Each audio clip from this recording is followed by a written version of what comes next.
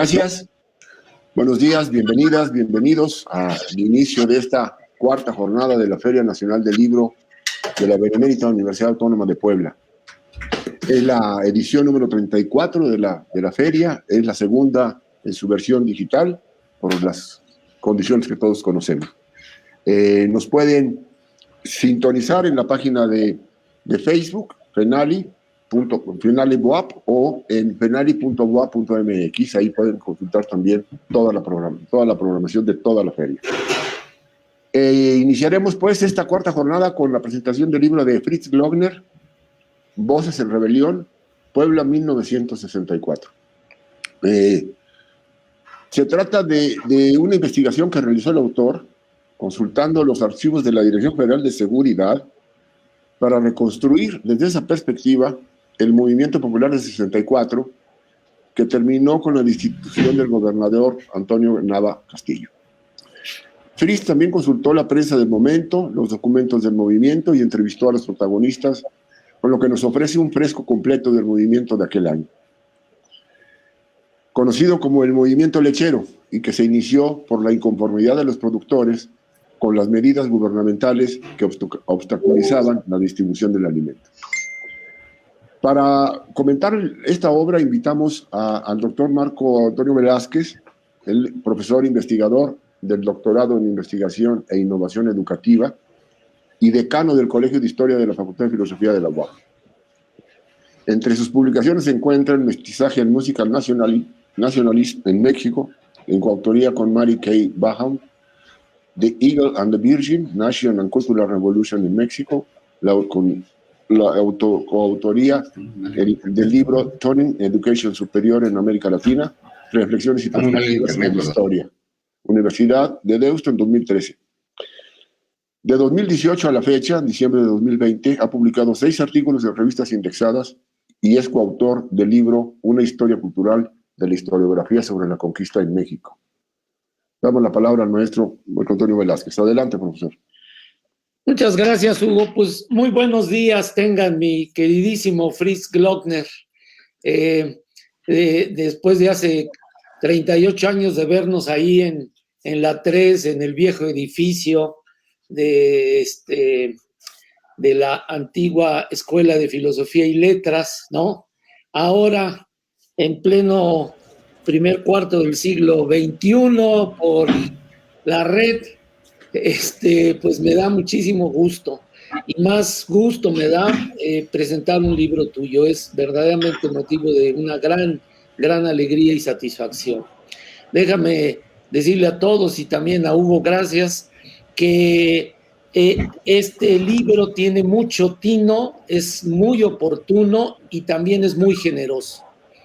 Es muy generoso porque el libro, digamos, yo lo veo como una primicia de trabajos que Fritz está emprendiendo, seguramente en condiciones simultáneas, ¿no? Y para qué quedarse a madurar avances que ya tiene de lo que sería un primer aterrizaje, ¿no? Lo digo porque, sin duda alguna, es un libro que va a motivar a muchos que están trabajando temas cercanos, pero que le amplían la agenda de temas de escritura a Fritz en torno a esta problemática. Entonces, lo veo oportuno, lo veo generoso y lo veo fundamental en términos de una tarea de mediano plazo. También me parece muy importante para los lectores futuros y para los cibernautas que nos siguen, el que este trabajo de Fritz está dentro de la hechura, yo diría, de un historiador a la altura del siglo XXI. Generalmente los historiadores tienen una estructura muy, a veces vamos a decirlo, un poquito fuera de su temporalidad, ¿no? Y las cosas tienen que estar como muy sopesadas. Desde luego que temas que se relacionen con aspectos conflictivos cercanos se busca que no se aborden, y por fortuna Fritz nunca siguió esos consejos, siguió sus deseos, sus sueños, y los está consiguiendo cada vez más. Porque de lo contrario yo lo vería entonces escribiendo aquí sobre los retablos de la Catedral y de Santo Domingo, y si los angelitos traían pañales o traían una telita ahí de quién sabe qué. Y Fritz se reveló, justamente yo diría que él es una muy buena secuencia de esas voces en rebelión, ¿no? Es, vamos a decir, un heredero de esas voces en rebelión, pero un heredero a la altura de las circunstancias que tocan hoy, ¿no? Un heredero que retoma las tareas intelectuales y las tareas políticas, ¿no? Como un quehacer muy importante. Entonces, lo ubico en primer lugar al autor, es un texto generoso, es una oportuna publicación de la UAP, me da muchísimo gusto y va a ser muy, muy leído entre los jóvenes, porque justamente las universidades y el país han regresado a una gran preocupación por su pasado inmediato y por el pasado que les explica por qué estamos en esta situación. Entonces el libro cubre eso, y yo lo inscribiría dentro de una tradición de libros que en México lamentablemente muchos de estos no han sido traducidos, pero que tienen mucho impacto. En el mundo anglosajón está el trabajo de Todd Gitlin, ¿no? Sobre los años de furia y de lucha, que se llama The 60s. Es una obra monumental que ubica todos los años 60 en los Estados Unidos, o El movimiento y los 60 también, de Terry Anderson, que es un libro clásico también sobre los conflictos sociales de los años 60. Y en el caso francés tenemos dos grandes volúmenes de Hervé Hamon, de un trabajo que se llama Generación, ¿no? Los años de la pudrición y los años de las huelgas. Y hay otro trabajo también que se llama Las rebeliones juveniles, estudiantiles en la era de los Beatles. Entonces, hay estos años 60, ¿no? Siguen siendo claves en la explicación de muchas cuestiones, y lo que hace Fritz es, ¿saben qué? Los 60 en Puebla tienen una singularidad que tenemos que estudiar a fondo. El libro está presentado en 11 temas, que cada uno de los temas, cuando uno empieza desde mirada inicial, lo va atrapando uno por varias razones. La primera es que utiliza las fuentes originales que están en el AGN, ¿no? En las áreas donde se fueron los archivos de la Dirección Federal de Seguridad. Pero también, obviamente, hizo un trabajo de historia oral, de entrevista a actores importantes de estos sucesos, y seguramente tiene una lista todavía más larga, no voy a decir que guardada ahí en el gabinete, pero sí en proceso. Y desde luego un trabajo puntual de la hemeroteca, ¿no? Muy puntual, como el espacio. Esto a mí me gusta porque desde que se arranca la lectura del libro, prácticamente yo diría que están los 4 escenarios puestos, cada uno de los niveles, las fuentes de la Dirección Federal de Seguridad, y con esto los agentes, ¿no? Y la visión de los agentes, incluso yo diría, humaniza a los agentes, ¿no? No nos habla de los agentes así, sino hay nombres y apellidos, hay detalles ahí muy importantes con los jefes de la policía. Es decir, empezamos a ver de carne y hueso a estos organismos de seguridad, de represión, de vigilancia tan brutales que ha habido en México. Luego también tenemos, obviamente, el escenario de los jóvenes y los luchadores sociales, ¿no? Nombre y apellido, acciones, y yo diría hasta pasiones que están ahí jugándose en ellos, me gusta mucho. Y el tercero, vamos a decir, la prensa, ¿no? El papel que la prensa tiene en lo que como rendija deja ver, pero lo que justamente nos permite seguir una línea cronológica para poner en orden las cuestiones. Y por último, la cuarta es la voz y la presencia del autor, ¿no? Fritz es un autor valiente, no es esta lógica que había de que el historiador no tiene que verse, se ve, está ahí, está metido, porque forma parte de esta historia, Y esto es muy importante en las nuevas generaciones, ¿no? Lo que se llama la toma de postura. El historiador no es un ente neutro que ve las cosas y en áreas de la neutralidad confunde neutralidad con imparcialidad, con puntos de vista, ¿no? El historiador tiene una toma de postura, desde que escoge un tema, desde cómo lo aborda, desde que revisa, está una toma de postura. Y estos 4 elementos, entonces, incluyendo la toma de postura, están en el libro de Fritz.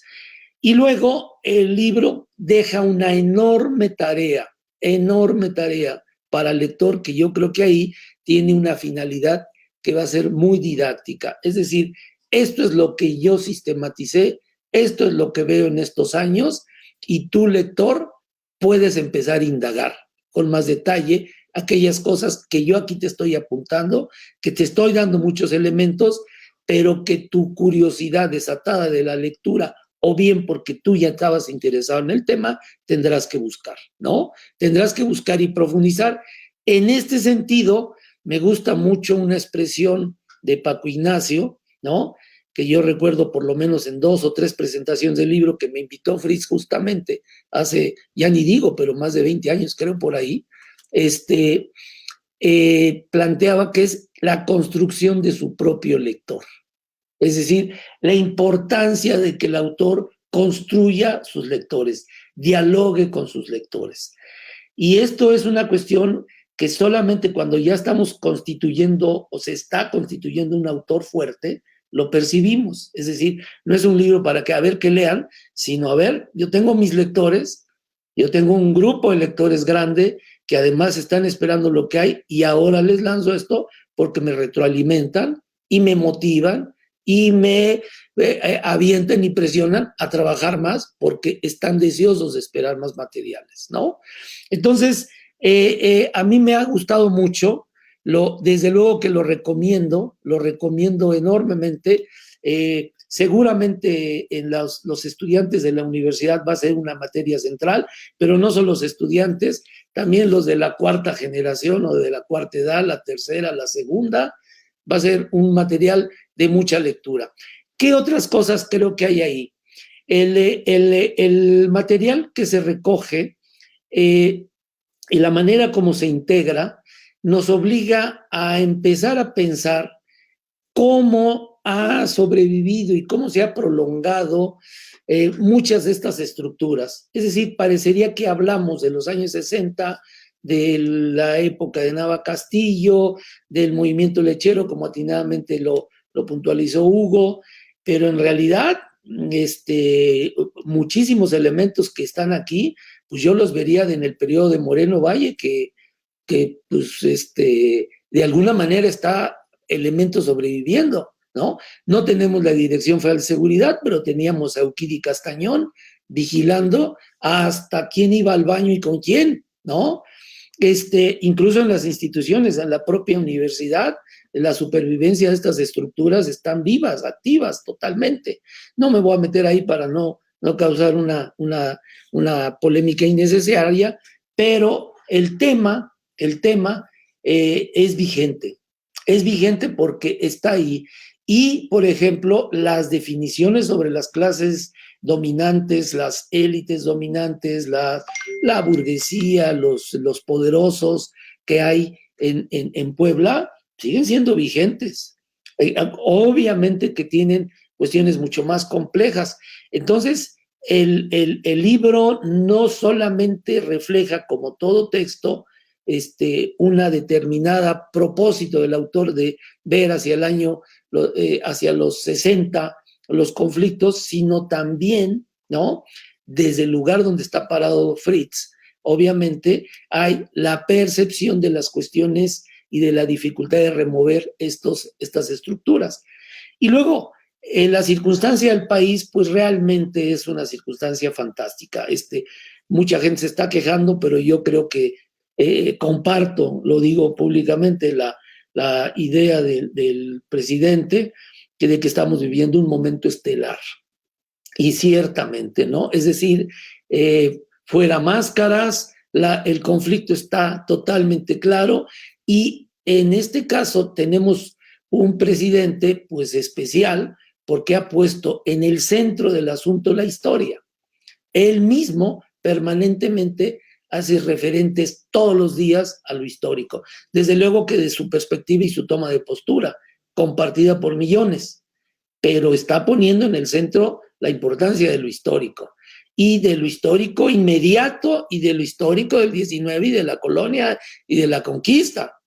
Pero lo inmediato, si escuchamos la mañanera de hoy o la de hace 2 días, la de hoy volvió a hacer referencia a cuestiones inmediatas. Entonces, el momento estelar que vivimos, trabajos para muchos autores y sobre todo historiadores, sociólogos, antropólogos, que trabajan historia de los últimos, ¿qué queremos decir? 50 años, híjole, pues cobra una circulación intensa, porque nos damos cuenta que sobreviven y están presentes elementos que narramos históricamente, ¿no? Pero que resulta que cuando los desmenuzamos están ahí, ¿no? El tipo de liderazgos, las formas que se plantean, hay muchísimas expresiones. Voy a leer un pedacito, por ejemplo, de la entrada que a mí me gusta, ¿no? Me gustó mucho, de ciertos lemas que sacó Fritz de los volantes, de las manifestaciones, y uno que tenían importante en esos años los jóvenes y el movimiento popular. Unidos poco hay que no podamos hacer. Divididos es poco lo que podemos realizar. Imagínense si esta es una frase de los 60 que es absolutamente vigente hoy. Absolutamente vigente. Unidos, poco hay que podamos hacer. Divididos, es poco lo que podemos realizar. Y vamos encontrando, ¿no? Reflexiones, información, reflexiones historiográficas, incluso sin plantearse un problema de teoría de la historia. Fritz está reflexionando problemas teóricos muy importantes. Voy a leer un pedazo para que lo tengamos muy presente. Dice él, prácticamente en su cierre, agitar la memoria permite dar voz a los papeles con sus nostalgias. 1964, el año con su música de rebeldía, el año que fuimos cada archivo con su historia, con la traducción de sus propios intereses, que al paso del tiempo otorgan los faros para anclar el pasado y acceder a las utopías renovadas. Bueno, pues no puedo más que estar totalmente de acuerdo y congratularme de que todavía joven, aunque quizás él ya no se sienta tan joven, pero yo lo veo muy joven, me lo recuerdo con sus amigos, el entrañable Oscar López, ¿no? Ahí en el Colegio de Historia, Rogelio Sánchez, Armando Rojas, una pleyade de alumnos, y lo digo abiertamente, una pleyade de alumnos de la primera etapa de los años 80 del Colegio de Historia, que por cierto, son los que bautizaron el edificio, el primero de la Flores, como edificio Flores Magón, ¿no? Como auditorio Flores Magón. Eran voces en rebeldía, ¿no? Voces en rebeldía, y ahora tenemos a esas voces en rebeldía en distintas funciones, y Fritz en una tarea de acción intelectual tan importante como la encomienda que tiene en el área de cultura, y al mismo tiempo en una tarea como historiador del tiempo presente, rascando las heridas a la vieja y rancia derecha y renovando las utopías a las voces en rebeldía. Entonces, felicidades, Fritz, me dio mucho gusto, y felicidades a la UAP, Hugo, por esta publicación, y vamos a escuchar a Fritz, que seguramente tiene mucho que comentarnos. Muy bien, gracias, Marco, muy amable, muy atinado tus comentarios. Vamos a darle la palabra ahora al autor de Voces en Rebelión, a Fritz Glockner, quien nació en Puebla en 61. Estudió, ya se ha dicho aquí, historia en la Universidad Autónoma de Puebla. Es escritor, historiador, periodista y editor. Ha sido librero, conferencista y promotor de la lectura y de la novela policíaca en Gijón, España, durante la Semana Negra de la novela policíaca allá.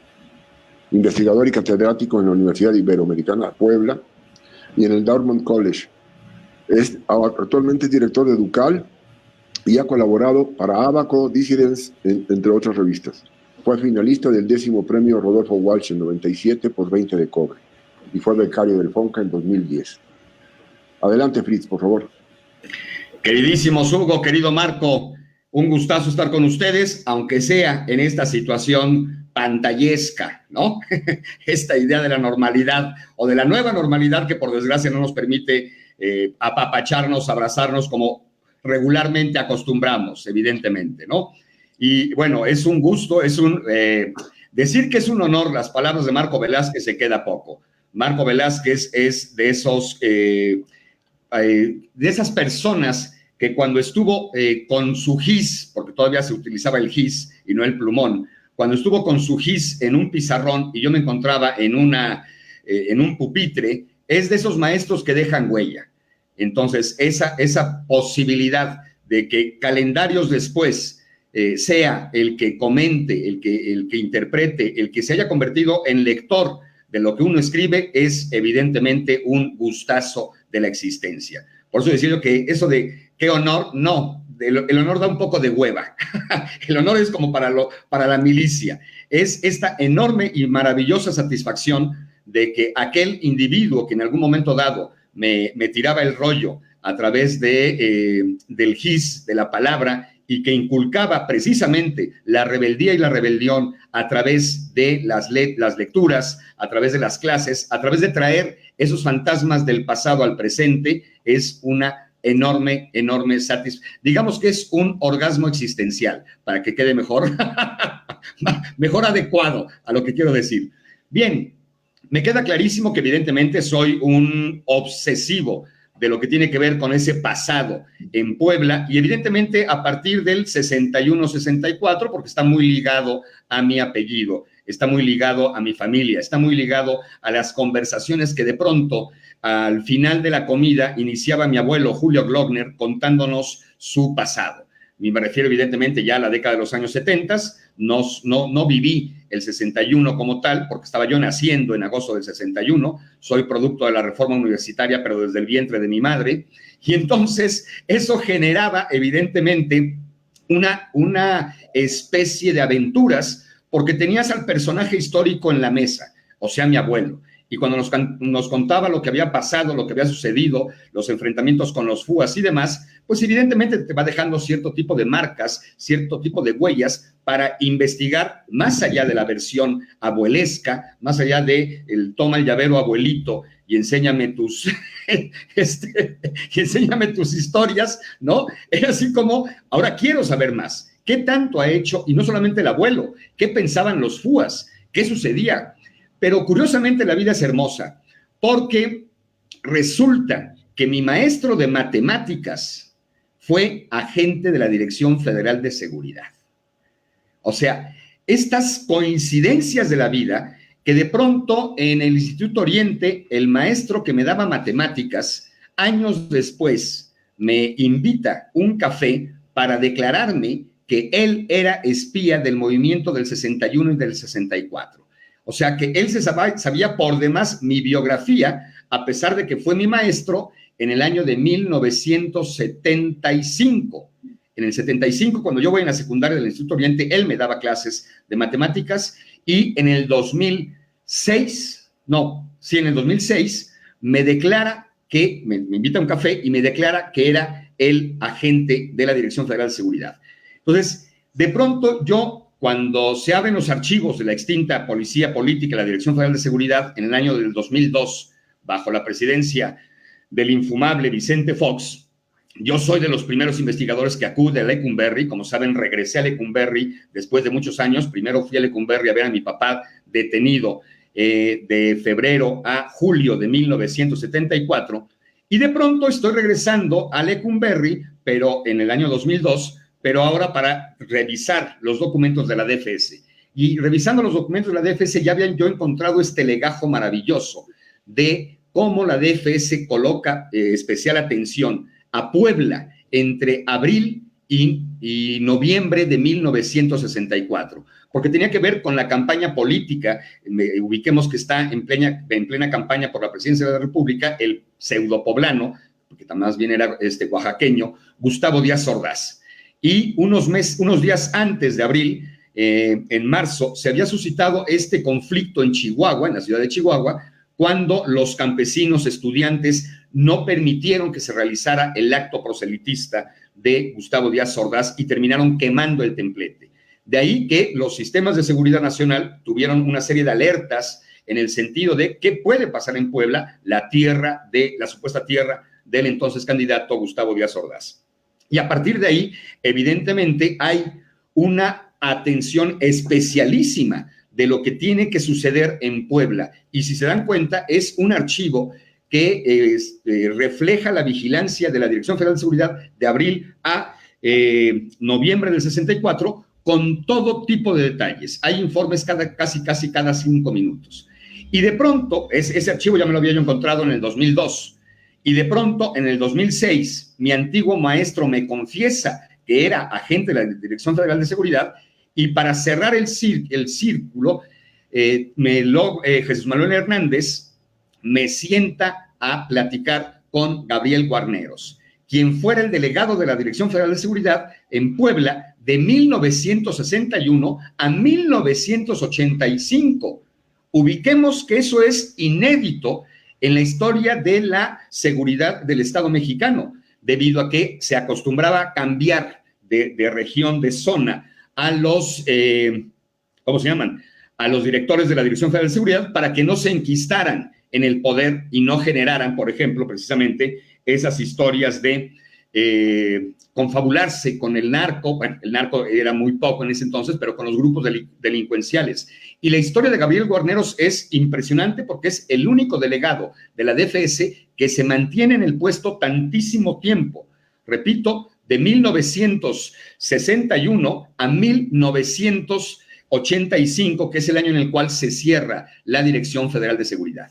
Entonces, todos estos elementos maravillosos, por un lado el abuelo, desde mi adolescencia, por otro lado, acudo a Lecumberri años después, no como visitante de un detenido político, como lo fue mi padre, sino a hurgar en los archivos de la DFS y me encuentro el legajo. Me encuentro a mi maestro antiguo de primaria, que era agente de la Dirección Federal de Seguridad, y por último, tengo la posibilidad de entrevistar a Gabriel Guarneros. Entonces, imagínense la construcción narrativa que no existía ahí. Creo que me quedo corto en el libro, porque es emocionante tener todos estos elementos, pero había que contar el 64, porque además estoy convencido de que el movimiento cívico popular del 64 no se circunscribe únicamente a lo que denominamos como movimiento lechero. Es una insurgencia ciudadana mucho más que feo soy yo eso, con mayor importancia que la que sucediera en el estado de Guerrero, específicamente en Acapulco y en Iguala, entre 1960 y 1961, con la caída del entonces gobernador general Raúl Caballero Aburto. Pero en Puebla, la convocatoria de todos los sectores que antiguamente habían estado enfrentados entre sí, la clase media alta, la clase popular, los estudiantes, los maestros, genera un hermoso cóctel social que irrumpe al grado de que cae en el momento de la transición, en el momento en el cual deja la presidencia Adolfo López Mateos y toma la presidencia el poblano Gustavo Díaz Ordaz. En ese pequeño tránsito resulta que cae el gobernador Antonio Nava Castillo. Es un momento en el cual te tienes que cuestionar como historiador cómo es posible que se suscita esta situación de inestabilidad en el Estado, del cual se supone proviene el próximo presidente de México. Ubiquemos que es este momento podríamos decir, el vacío de poder, donde Adolfo López Mateos no ha terminado de irse y Gustavo Díaz Ordaz no ha terminado por tomar las riendas de Palacio Nacional o de Los Pinos, que en ese momento era como la sede del poder y que actualmente, por fortuna, como bien decía Marco, con Andrés Manuel López Obrador, ha dejado de ser el centro del poder, la famosa Casa de los Pinos, inaugurada por el general Lázaro Cárdenas. Entonces, en ese sentido, es un momento histórico de Puebla hermoso, donde además un actor como mi abuelo, que era el personaje que atendía las enfermedades venéreas de la Puebla conservadora, siempre he dicho que mi abuelo me heredó el archivo clínico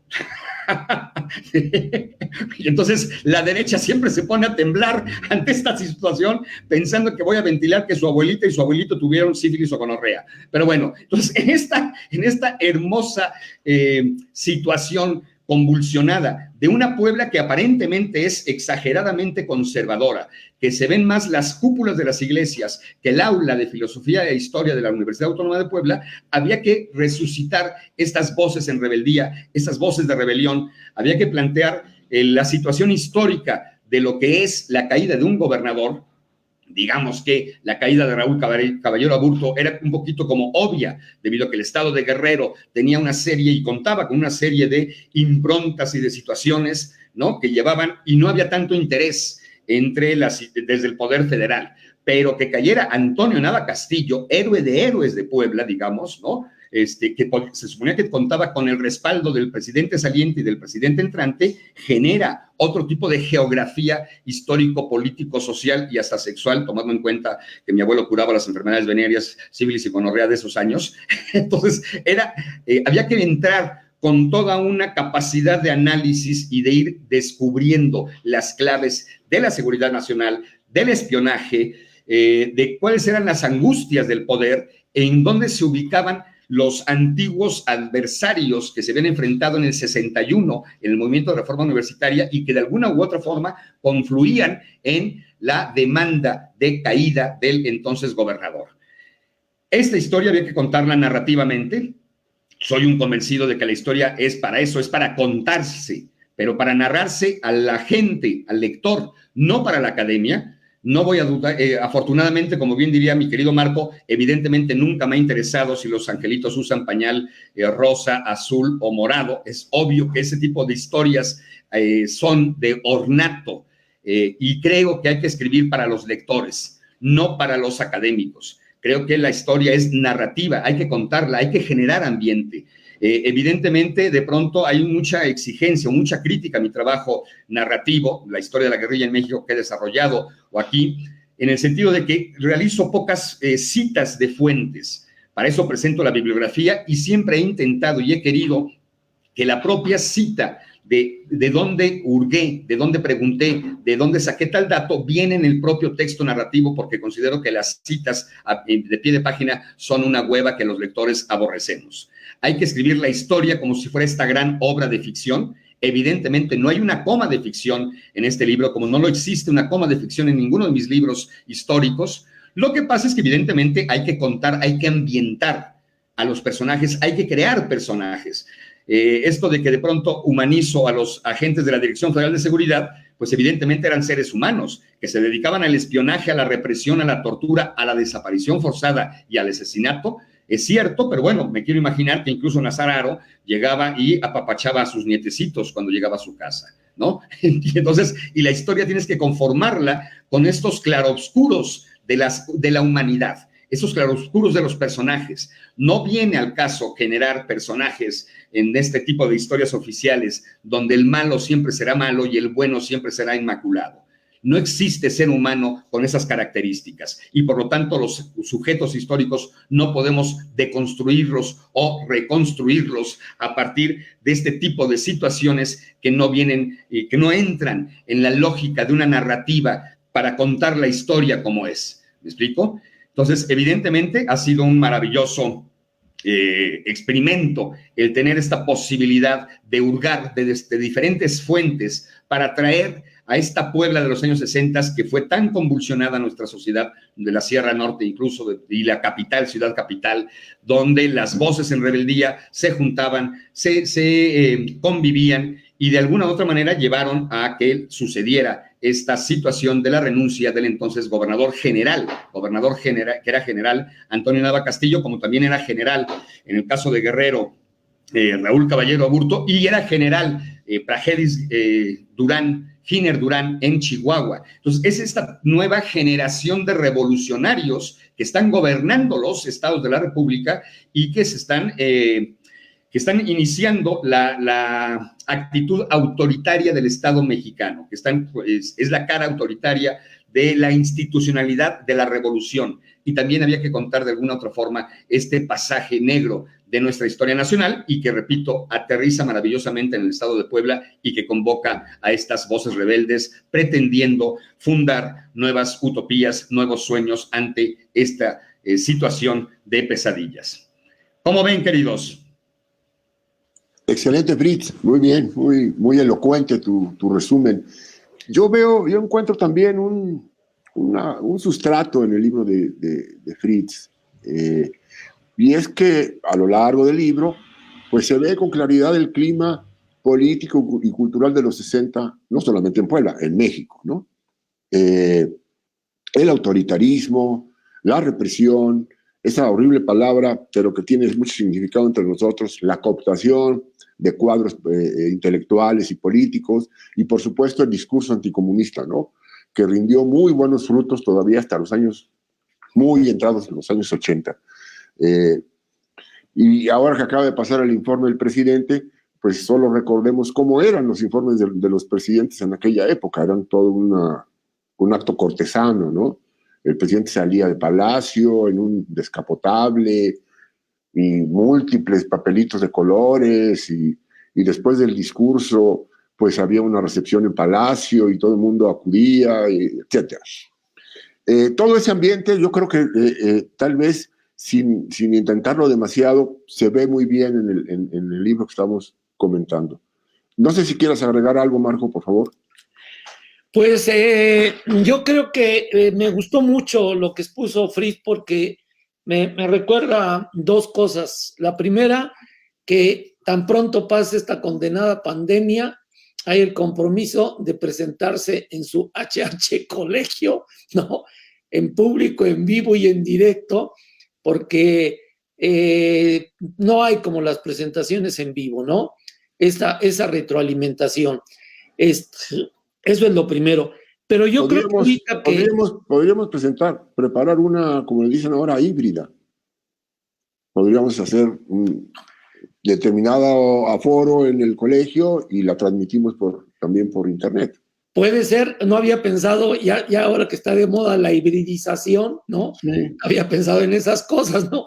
Pero de acuerdo, pero esa es una primera cuestión. Pero yo creo que él ahorita, en la reflexión que hizo y el comentario, hay algo que todo autor, y yo creo que esto está por encima de la formación historiador, antropólogo, cualquiera, pero que hay algo que refleja muy bien el escritor de donde venga, ¿no? Es cómo desde su experiencia propia, a través de esa experiencia vivida, digamos, va a transmitir aquellas no solo vivencias, pulsiones, deseos, sueños, utopías. Y me recordé ahorita que estaba hablando lo de prisión, que justamente por ahí, en la primera mitad de los 80, todavía estábamos en San Javier, estoy casi seguro. Un día llegó en aquella época el flaquito Fritz, ¿no? Pero verdaderamente era delgado, en verdad era delgado, ¿no? Y luego se juntaba con varios estudiantes, me acuerdo de Isolda, ¿no?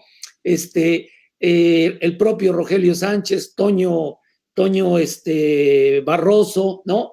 Eran ahí alborotados, y llegó emocionado porque don Pedro Palou, que era una persona muy estimada por todos nosotros y por Fritz May particularmente, le había dejado entrar a la recién desocupada cárcel.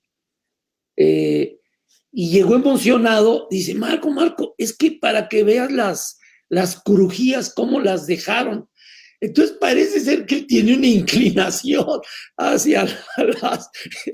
Yo creo que mucho de lo que va Lecumberri ahora, tengo la impresión que no solamente es por los archivos, sino porque, a ver, cómo estaban las crujías que yo de niño vi. No es no tiene que ver con actos necesariamente de control, ¿no? Es lo que Aimé Césaire en su gran obra, El eterno retorno al país natal, ¿no?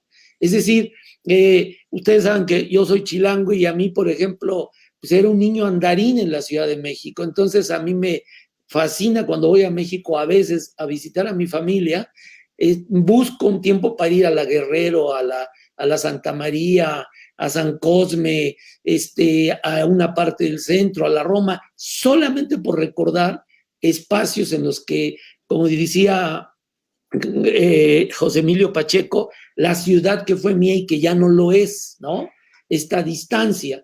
Entonces, yo estaba pensando, ahora sí que desde la perspectiva historiográfica, cómo esto que narró su primera visita traumática con la cuestión de su papá, ¿no? Y lo que significa para un niño, para un joven esta situación, y luego esto que regresa hoy como historiador, sí, pero está mediado en los 80, Fritz se debe de acordar de ese evento, y llegó emocionado, y me acuerdo porque yo después di la vuelta, y efectivamente era impactante, pero creo que fue don Pedro el que te dio la entrada, o acababan de desocupar los presos, ¿no? Acababan de desocupar los presos, la prisión ahí de San Javier, ¿no? Y estabas emocionado con eso. Entonces, él siempre ha tenido un espíritu, vamos a decir, a la Indiana Jones de la historia, ¿no? Es decir, le gusta la parte, digamos, voy a usar la palabra, no me gusta mucho porque no es exacta, la lúdica, sino le gusta esta presión del descubrir, el meterse a este terreno, ¿no? Que es algo importante porque se requiere también ese valor, ¿no? El entrevistar a estas personas, el estarlos busque y busque, digamos, el darle vuelta, el escudriñar en los archivos, el escudriñar en la mente, y luego, por último, y comparto totalmente su idea, y es algo de lo que yo trato de impulsar en mis alumnos, y Fritz lo sabe, yo les digo, si van a ser historiadores, piensen que deben de convertirse en historiadores autores, ¿no? Es decir, pensar que tienen que comunicar a un amplísimo público, ¿no? Y no pensar que van a hacer una tesis para 3 pelados sinodales. Y esa cuestión ha sido muy dañina en las instituciones de educación superior. Tenemos que pensar que la gente vierte hacia la sociedad lo que suponemos aprendió. Entonces, en el caso de la gente que está en los campos de humanidades y ciencias sociales, yo creo que tienen que tener en el centro el convertirse en autores, no necesariamente libros, porque hoy hay unos recursos de medios enormes, documentales, infogramas, es decir, formas masivas de transmitir el saber, ¿no? Puesto a la sociedad. Y esa cuestión nos ha costado mucho trabajo en la institución, en todas. Entonces, a mí me encanta esto que está planteando Fritz, que se despreocupe si le critican qué tal, que si no usó el sistema APA o el sistema Chicago, el MLA, lo importante es que se ha leído. Yo recuerdo cuando presentamos el libro de Paco Ignacio del Che en la Casa de Cultura, no cabía un alfiler, ¿se acuerda Fritz? Y una de las cosas que al principio, dijo Paco Ignacio, me la tengo muy grabada, dice, este es un libro que escribí para ustedes. Eso es el autor, ¿no? Eso es el autor. Escribe el libro para los otros, para ser leído, ¿no? Y cuando pensamos así, las otras estructuras tienen tu razón de ser en determinados círculos, ¿no? Y sobre todo en la era del productivismo, pues tenemos que producir artículos, libros piloneros, segmentos de libros, porque si no, el sistema te va bajando, ¿no? Pero si puedes salir y entrar en el circuito de autor, perdónenme, ni lo duden. Y esto es el punto donde está Fritz, entonces puede llevar adelante esas pulsiones de estar visitando las prisiones, ¿no? De regresar al país natal a ver, escudriñar qué sentimientos le produjo eso, qué cuestiones, y termino con una opinión que tuvo el gran historiador mexicoamericano Ramón Eduardo Ruiz. Él escribió un gran libro que se llama La Gran Rebelión, y cuando le dicen por qué escribió este libro, dice, porque cuando mi abuelo me contaba de la Revolución Mexicana, yo soñaba con ella y siempre pensé hacer un gran libro sobre la Revolución Mexicana. Y para mí este es mi gran libro. El libro se llama La Gran Rebelión, efectivamente, y lo hizo ya viejo, ¿no? No lo hizo joven, pero era algo, una pulsión que traía de las charlas de su abuelo. Entonces, esto es una cuestión que tenemos que desarrollar los que estamos en el campo educativo, motivar, orientar, y que ojalá encuentren la ruta, vamos a llamarle la ruta del Flaco Fritz. Gracias, Marco Antonio. Nos quedan un par de minutos. Fritz, ¿quieres agregar algo o nos despedimos? Me encanta que mi querido Marco me haya traído a la añoranza. No me acordaba de esa etapa de cuando, en efecto, llegué al Colegio de Historia en la emoción por haber entrado a este submundo. Imagínense lo que es una cárcel y lo que tiene que ver con la intimidad de personas, de seres humanos en cautiverio. Y entonces, en efecto, cuando se desalojó la cárcel de Puebla, tuve la oportunidad de ver cómo se había quedado ese inmueble, cómo estaban las celdas, ¿no? Y, bueno, sí es impresionante, porque es totalmente diferente a cuando acudí en el 74 a Lecumberri, que no era tristeza, querido, porque como me iba yo a encontrar con mi padre desaparecido, fue una gran emoción. El escenario trágico de lo que era Lecumberri me valía madre porque estaba yo recuperando mi imagen paterna, ¿no? Ahí sí mi hermano Enrique, que era mucho menor que yo, recordarás que alguna vez incluso me rompió el hocico el desgraciado, aunque es 9 años menor que yo. Pues lo veías molestando. Mi hermano Quique... sí, siempre que joder al hermano menor. La gracia es que, más allá de que me haya roto el hocico, cuando era yo alumno de Marco, y que Marco se dio cuenta que traía yo el labio jodido, a lo que voy es Quique, que tenía 4 años, cuando visita por primera vez Lecumberri, me acuerdo que llegó a casa y le dijo a mi mamá, oye, la escuela de mi papá no me gusta, no quiero regresar a la escuela de mi papá. Pero bueno, queridas que nos están escuchando, querido Hugo, querido Marco, ha sido un gran placer esta conversación, porque esto no fue una presentación, fue una plática de amigos alrededor de la historia, de la rebeldía, de la rebelión, del oficio de escribir, del oficio de historiar, y soy un convencido, como dice Marco, que la historia se tiene que contar en radionovelas, en historietas, en todo tipo de formas de divulgar un pasado, como lo hace Andrés Manuel en sus mañaneras, sin lugar a duda, pero creo que aquel pueblo que no cuenta con la capacidad de recuperar la memoria, no es aquel pueblo que va a repetir errores del pasado, ni mucho menos, es aquel pueblo que no puede sembrar nuevas utopías. Soy un convencido de que la memoria, la añoranza, el conocimiento del pasado es la única forma de despejar las pinches pesadillas del presente. Y no quisiera yo cerrar esto sin recordar a 2 queridos amigos también de Marco y míos, como fueron Javier Mena y el queridísimo César Pellegrini. Me queda clarísimo que yo, como estudiante de historia, tuve 3 grandes pilares. Por un lado, Marco Velázquez, sin lugar a duda, mi queridísimo César Pellegrini, que adorábamos y nos hacía unas empanadas deliciosas, recordarás, querido Marco, y el loco de atar de Javier Mena, este gramsciano mexicano y latinoamericano que se la pasaba dando clases, obligándonos a leer las novelas de José Revueltas, de Jorge Ibargüengoitia, en fin, de José Emilio Pacheco, y evidentemente a través de la literatura aprendimos un madral de historia. Queridos, por desgracia, soy funcionario y tengo que funcionar. El día de hoy cerraría yo invitándolos, debido a que la Feria del Libro es virtual y no hay un espacio donde puedan adquirir libros. A partir de hoy y el día de mañana empieza la llamada venta nocturna del Fondo de Cultura Económica y Educal, y las ofertas están en la librería que tenemos en Puebla, precisamente en la 2 Oriente, 201, 601. 2 Norte y 6 Oriente. Exactamente, 2 Norte y 6 Oriente, enfrente de la casa de los hermanos Cerdán. Ahí, a partir de ahorita, van a encontrar hermosas ofertas, y ya me aventé un comercial de funcionarete y no cerré con la maravilla de haber compartido con ustedes estos hermosos minutos. Querido Hugo, queridísimo Marco, evidentemente, gracias por sus palabras y chingomadral de abrazos. Estamos en contacto.